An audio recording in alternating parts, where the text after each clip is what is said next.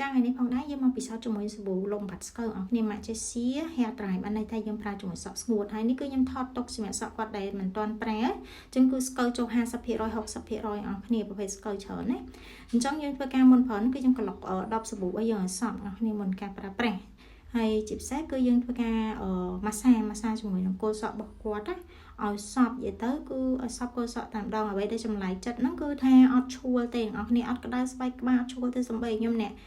លាបឲ្យគាត់នេះផងដែរគឺថាពេលដែលចាក់មកគឺអត់ក្តៅស្បែកអត់ក្តៅដៃទេហើយសំបីតែស្បែកក្បាលក៏អត់ក្តៅដែរណាសាប៊ូ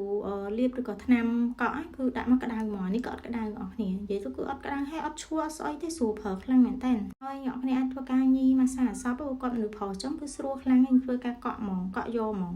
ហើយយើងទុកត្រឹមតែ10នាទីទេនិយាយទៅគឺលឿនខ្លាំងមែនតើលុបស្កូវហើយទៅជាស្បែកក្បាលចេញមកសក់ខ្មៅធម្មជាតិហ្មងអញ្ចឹងអ្នកនេះអាចម៉ាសាដូចខ្ញុំហើយយើងធ្វើការសិតមានក្រាសិតមកឬក៏ធ្វើដូចខ្ញុំអញ្ចឹងមកទុក10នាទីទេគឺយើងធ្វើការកក់សាប៊ូចេញណា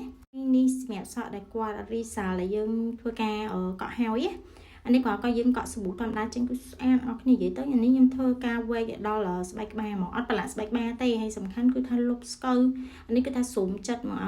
អ្នកគ្នាមើលគឺថាអត់មានស្កូវសំបីតែមួយសៃហ្មងដល់គល់សក់ស្បែកក្បាលអីក៏អត់ប្រឡាក់ដែរតែជាគាត់មានតិចដោយសារតែ